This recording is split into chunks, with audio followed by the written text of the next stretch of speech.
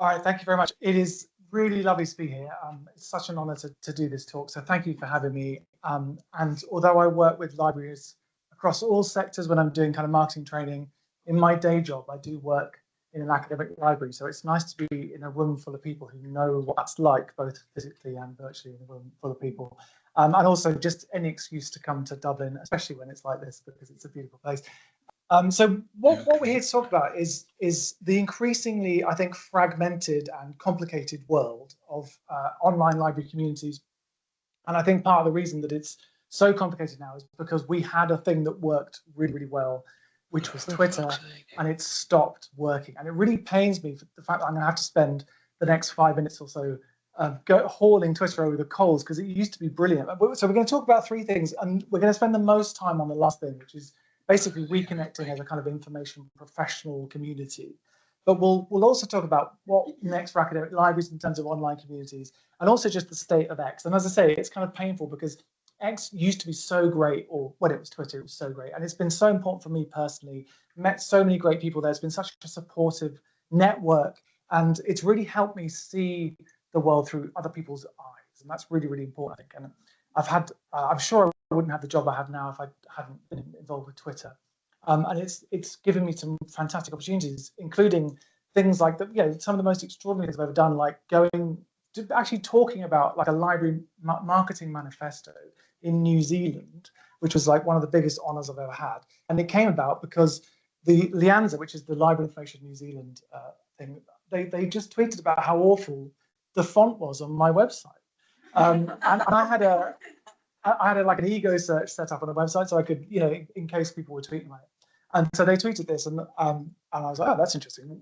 And I replied and said, what's wrong with the font? And they told me, I was like, oh yeah, fair enough. It is absolutely awful. And I changed the font. But then they ended up saying, listen, if you can get me to New Zealand, I would love to come and talk about marketing at your conference. And they said, oh yeah, I think we could probably make that happen. And I ended up going, literally as far from my front door as it's possible to get without coming back the other way. You know what I mean? It was an amazing thing, all because of the, a Twitter take on my terrible taste in type. Oh, that's very Dr. Seuss. My terrible taste in typography. So it really pains me that the state of X, and basically the state of X is it's an absolute bin fire, and it is extremely problematic in all sorts of ways.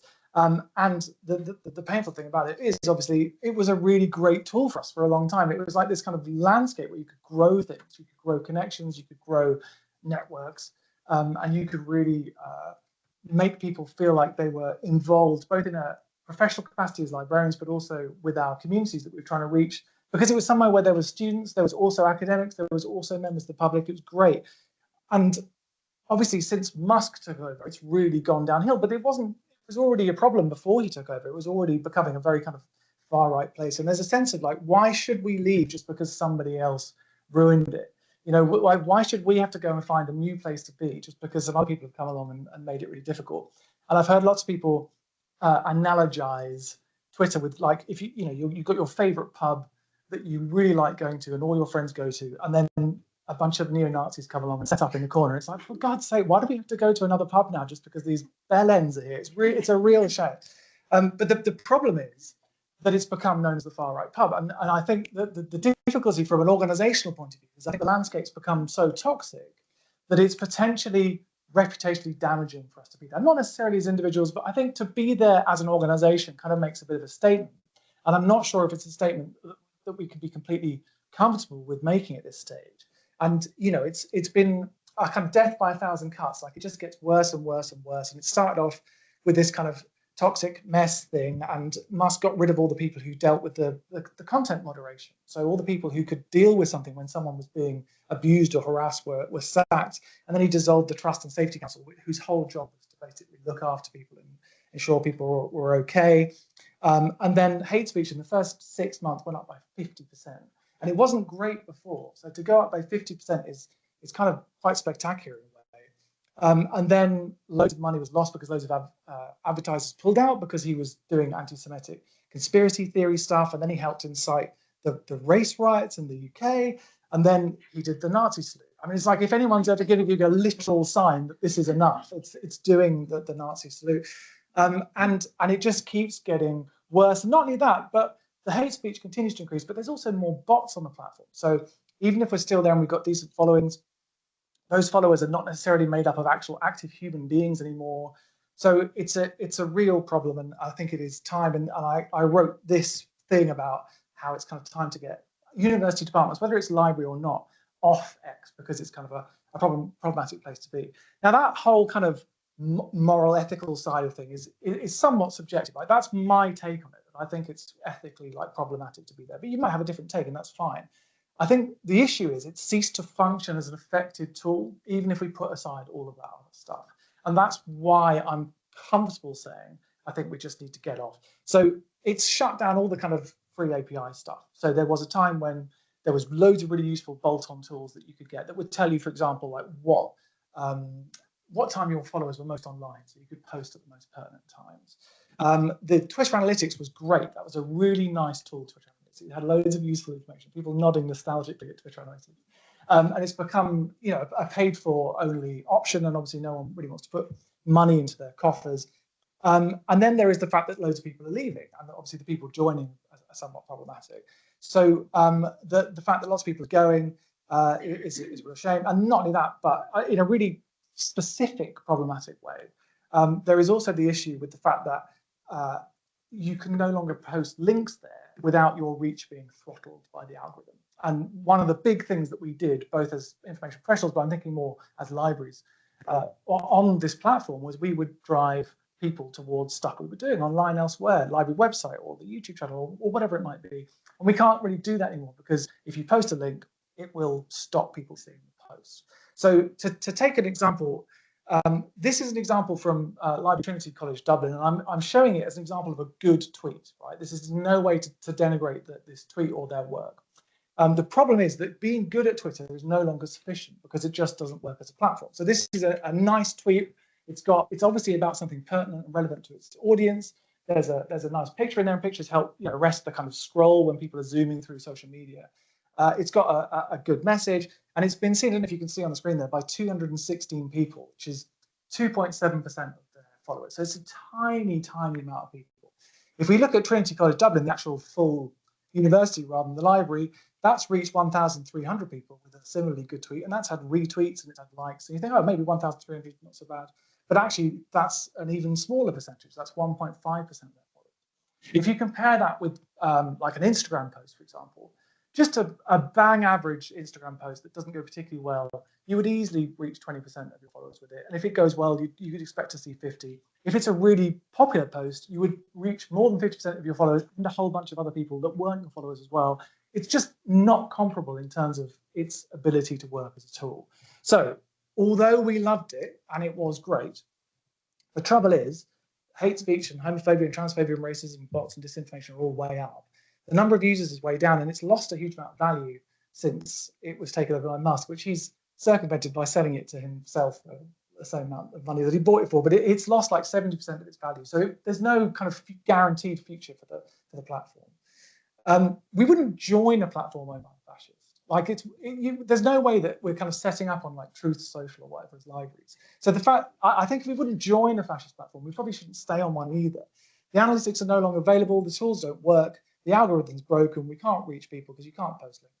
So I just think it is time to become XX. And I have to say, I did this for my library before we had an alternative, before Blue Sky kind of established itself as a potential alternative, and I've got no regrets. We made the decision, we got off, no one's complained, lots of people have been really, really happy for us and kind of congratulated us. And honestly, it feels like being clean after 2 years of being covered in just a bit of muck, like not having to think about it or go in there.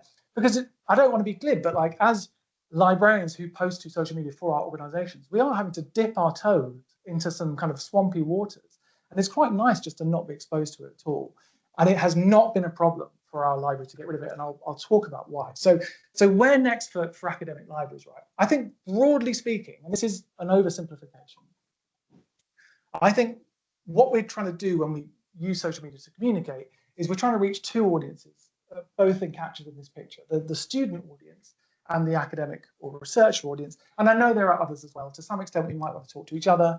We might have public-facing engagement as well. But the two cores for our kind of social media output are the academics and the students.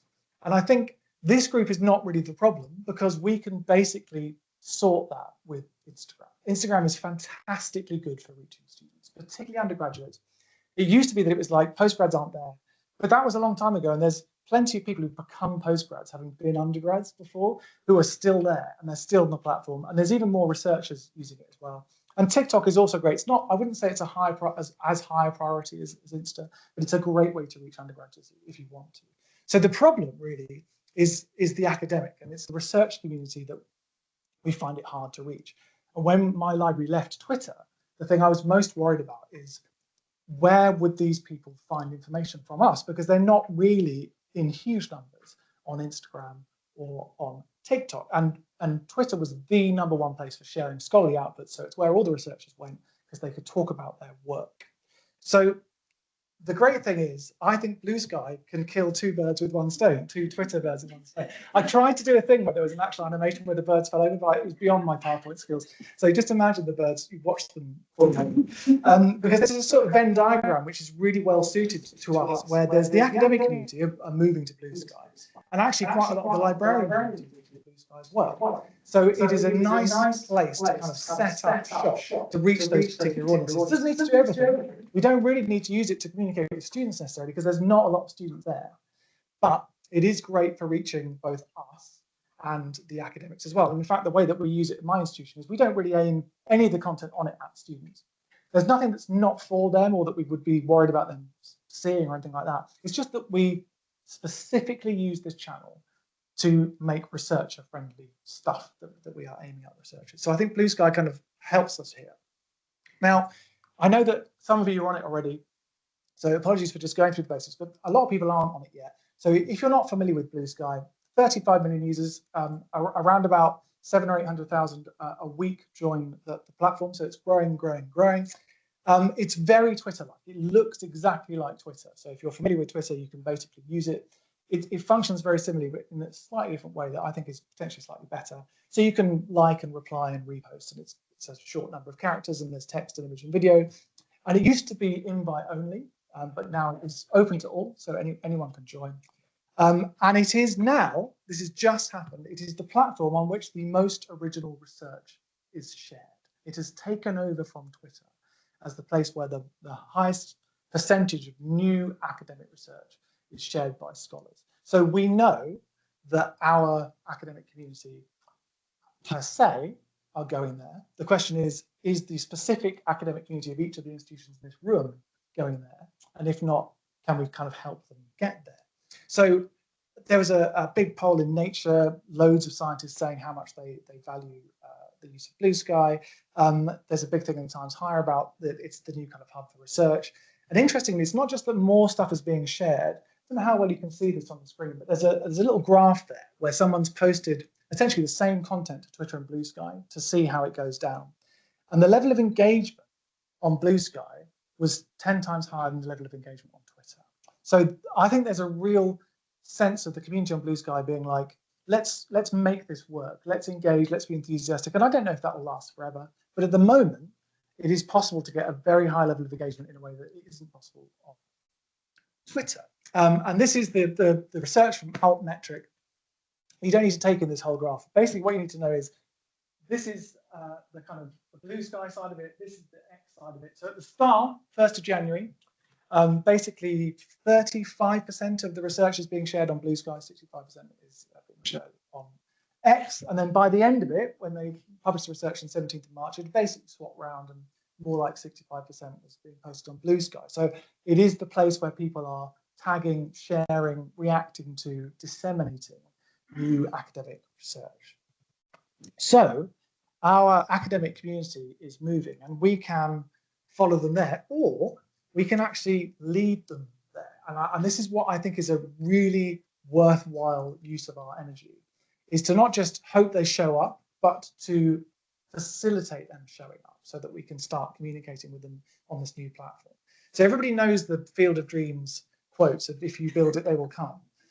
What's less known is the second half of it, which he kind of mumbles, you can barely hear it, which is if you're proactive in helping them get there, they'll arrive faster and greater.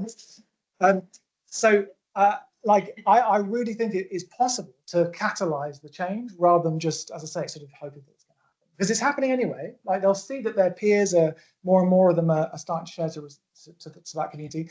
But what stops them doing it, I think, is that sense of this is a new thing. I mean, there's that, if you've joined Blue Sky, you've probably gone through the same thing that I went through of that sigh feeling of, oh, here we go again. Another thing we have to set up and establish a new community on. It's like, oh, it's such a fuss to do. So there's that reluctance from that point of view.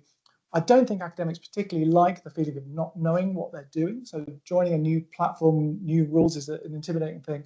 So I want to help people get there, right? So I did 4 particular things to make this happen at my institution. One is I spoke to the people who are already on it. So I found the York academics that were already on Blue Sky. And I said, what would you tell your peers about this platform? What would you advise them? Because I could write something from the library's point of view, but it'd be really good to have some peer-to-peer support for researchers. So I got their quotes for a researcher's guide. And I wrote the researcher's guide on our own website. And it's basically like, it's scaffolded by my wording, but each of the main points has got some quotes from academics. And I would recommend stealing this idea wholesale, but with quotes from your own academics, because people want to hear from people at their own institution. I created a starter pack for the university. So if you're not familiar with starter packs, if you are, you're probably sick of hearing about them. But if you're not, they are just a set of accounts that people can just follow in one go with one click of a button. So one of the nice things about Blue Sky is if you want to follow a whole bunch of people in one go without having to piece by piece make a network for yourself, you can do it via a starter pack. So I created a University of York starter pack that only had 20 people in at first. It's now got like 100 something people in. We wrote the guide, we put the starter pack in the guide, and then we actually joined, set up our Blue Sky account properly and started to post Blue Sky. And in fact, this was like the second post we ever did, but it's our most popular still. It's had 826 likes and it's had 646 reposts, including quote posts. It's been really, really popular because loads of people have shared it. And it is that researcher's guide to Blue Sky, because there was a kind of gap there that we were able to fill. And then we disseminated it through every possible avenue, including literally talking about it in person at meetings with academics. We put a post on the library website. We put a banner on the catalogue. If you think about it, the catalogue is your most visited place. Like more people will come to the catalogue than will come to any building or any website. So we put a banner on there. And then I also rewrote it for the LSE Impact blog. And rewrote it in a slightly different way for the Times High, just trying to get any possible way to get on the radar of our academics and say, this is good, and we will hold your hand and help you start off on the platform. And it's working, because more and more academics from our institution are coming as part of this wider exodus from Twitter. And in fact, it went way better than I could possibly imagine. So we started on a Wednesday, and then the 2 off days where I wasn't even posting because it's the weekend, and it still went up by loads. By the end of the day 7, we were on 3,800. I don't know how long it took us to get to 3,800 on Twitter, but it would have been many, many years. It wouldn't have been 7 days. So now, less than 6 months in, we have a bigger network than we did on Twitter. Even before people started leaving, we didn't get to 8,000, I don't think. It went well for us on Twitter. And not only that, but we're getting loads of engagement. Nearly 6,000 likes. Lots of people replying, reposting and quoting, having conversations with us. It's really, really good.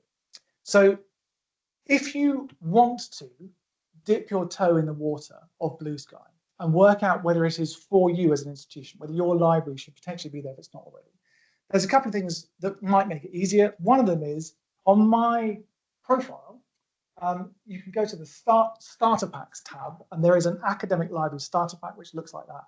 It's currently got 50 in. I've put an asterisk there because I'm hoping it's going to go up by the end of today. I'm hoping there are some people in the room who've already got libraries on there that I've not found, who then tell me, and I'll put them in the starter pack. So it'll grow over the course of just this day.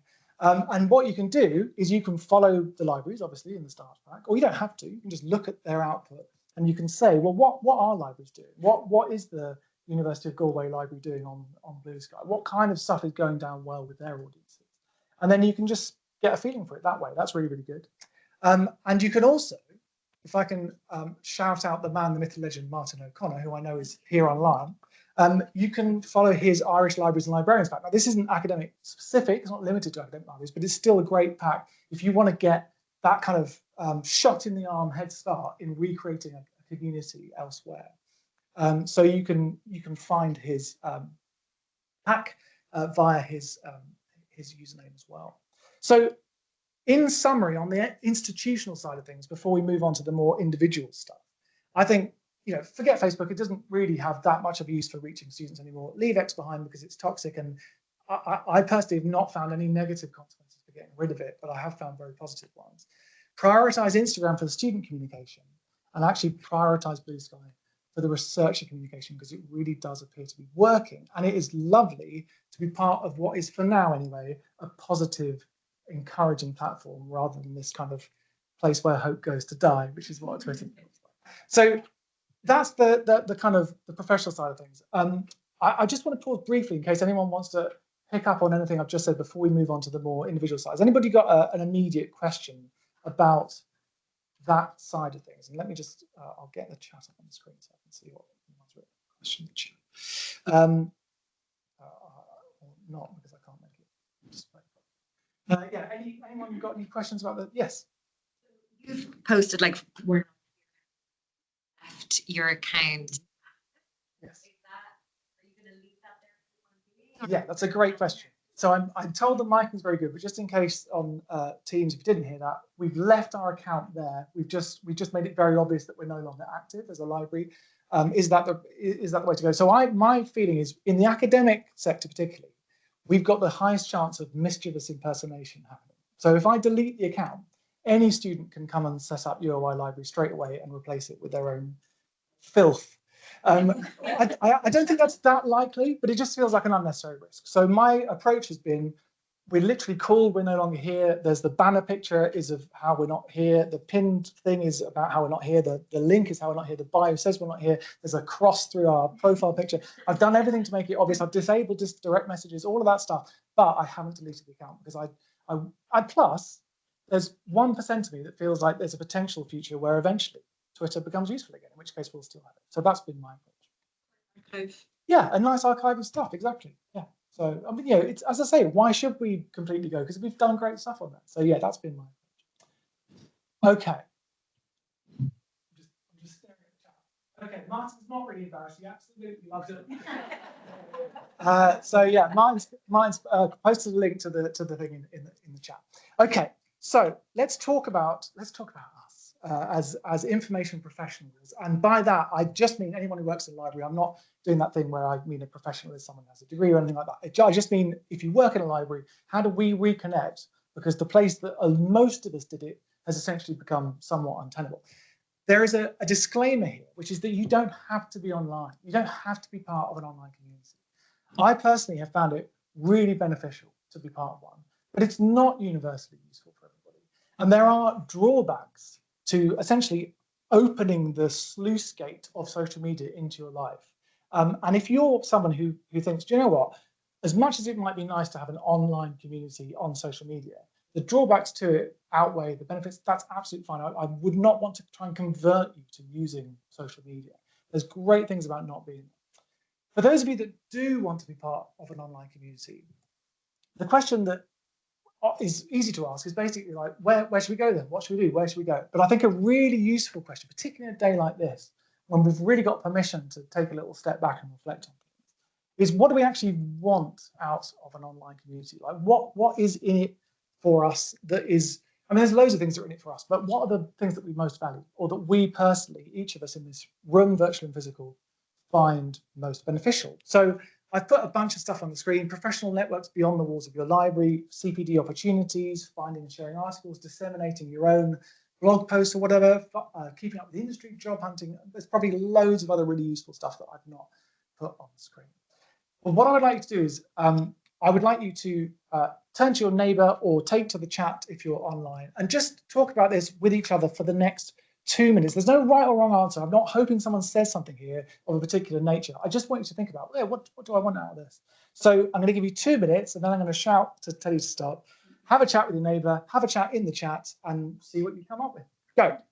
So we've got some really good stuff in the chat, interacting with students, community and support. As a recent MLIS grad, it's a good way to learn about the industry, keep up with classmates, activism and advocacy as well. Is there anything from the audience, one thing that someone came up with that was particularly useful for them that we haven't heard? Do you want to, you look like you might have something.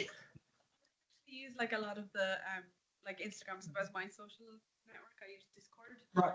But what I like about it is the social aspect. Yes. But it's also not Yeah, okay. So the social aspect, but not necessarily broadcasting everything to the world. And I do think that works really well in that kind of.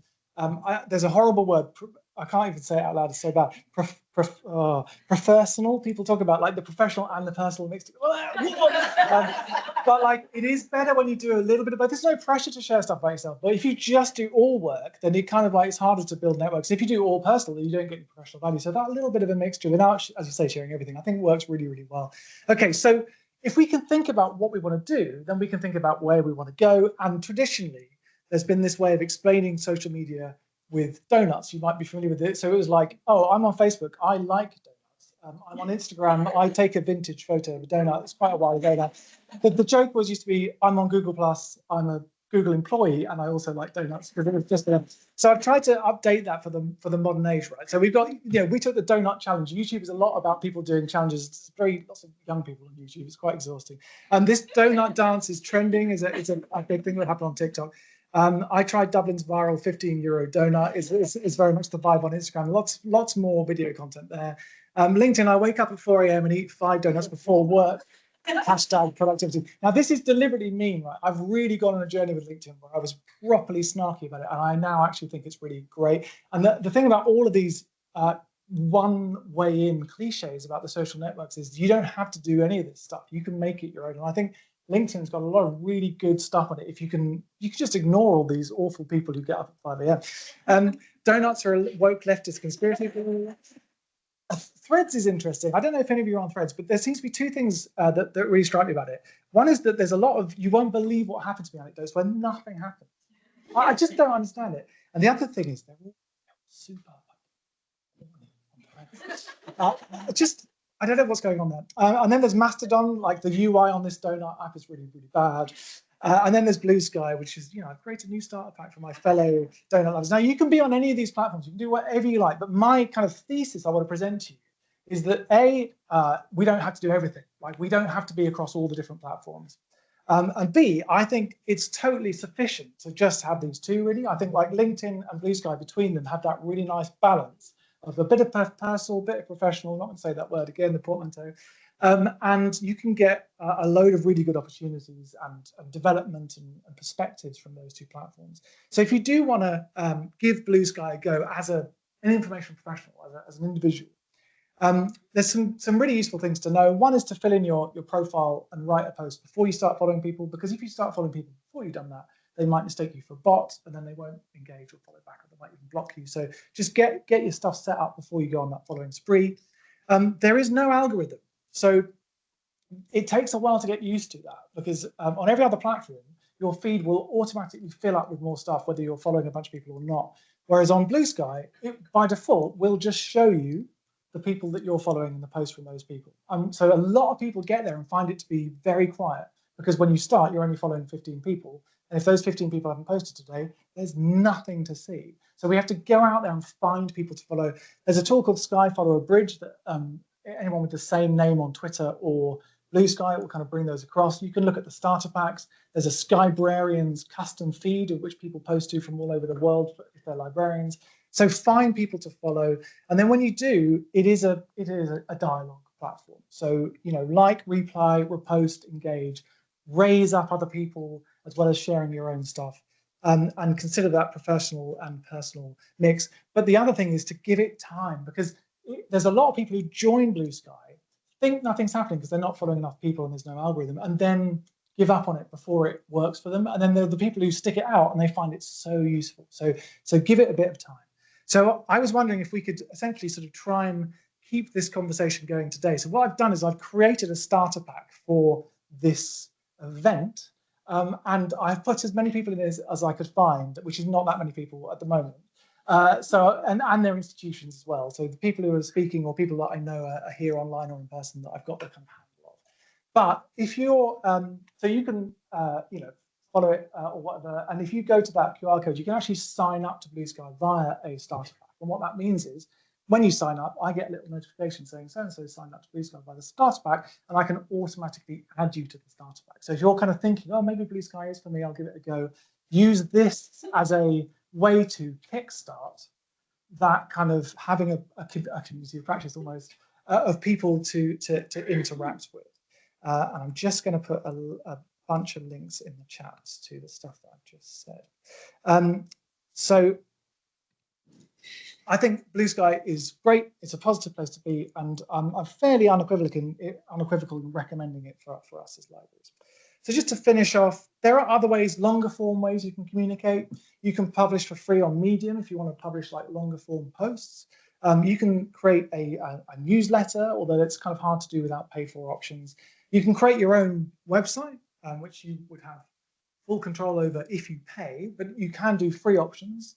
The trouble with the free options is that they will put ads on your posts, especially if they do well, and you don't get to control what those ads are. So that's a bit of a compromise, but you can totally set up like a free WordPress site, for example, or you can just use LinkedIn, and there's a kind of limited word count to posts on LinkedIn, but they can potentially reach a lot of people, and it's free to use. And as I say, there's loads of good stuff. If you just follow other sensible librarians on LinkedIn rather than the kind of tech bros talking about their 3 a.m. starts, then it's actually pretty good, and there's some really nice, supportive people on there.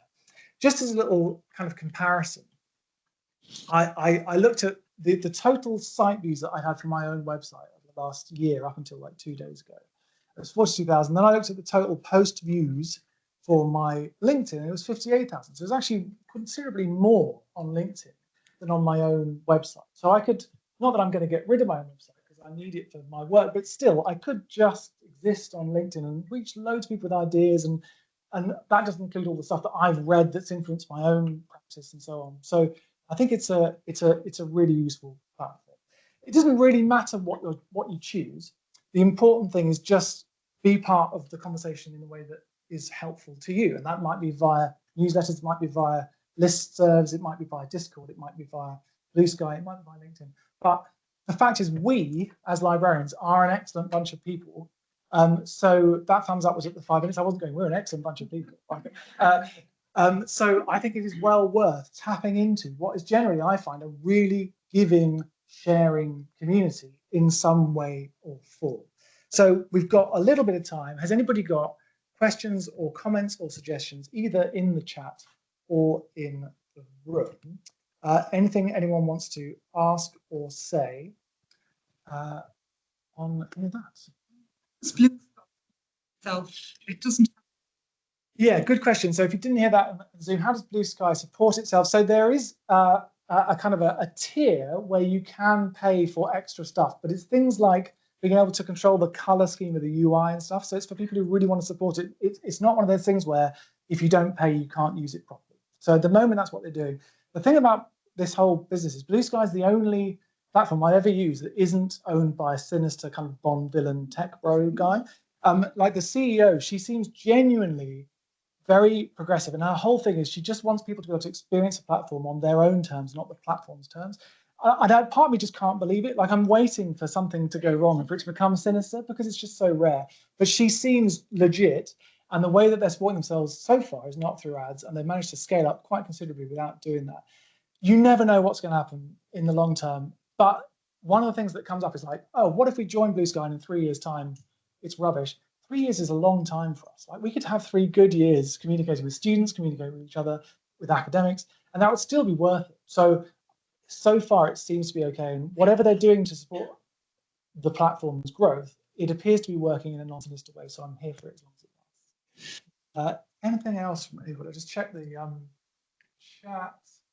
Okay, yeah. So Martin's saying if you want to be added to the Irish Libraries and Librarians list, just get in touch. So that's the thing about, I didn't say about starter packs. You can just ask to be added to them. The worst that can happen is someone would say no. But that's what I want you to do is if you're an academic library, just say, can you add me to this starter pack? Or if you're here today and you're part of Blue Sky, just send me a post or a direct message and say, can you add me to the LIR Seminar 25 thing? And anything else from the room? Okay, so I will end with just revisiting what I said we would talk about today. The state of X basically is it's really not fit for purpose anymore. It's so problematic in so many ways. I feel it is worth rebuilding elsewhere, and I have found that the consequences for leaving are absolutely fine. and that it's actually very nice to have one fewer platform to worry about as somebody who does social media for the library. What next for academic libraries? I think, as I say, prioritizing Instagram for student comms is great, but I do think we should try and proactively bring our academics with us over to Blue Sky and make that a place that is productive for us to spend time, because we've only got so much time, so we have to use it in a productive way. And in terms of reconnecting as librarians, consider what you want. And I would say giving Blue Sky a bit of time to work for you and giving LinkedIn a chance is worth it, but you don't have to go that way. That's just what works for me. Go your own way, because it is worth being part of this community. So thank you so much for coming along. Really appreciate that. And if you hang on, if you want me to do any kind of social media like workshop for your library, like my bag is always packed for a trip to Ireland. So please invite me back. But it's been really nice to be here. I can't wait for the rest of the program, and thank you so much for listening. Cheers.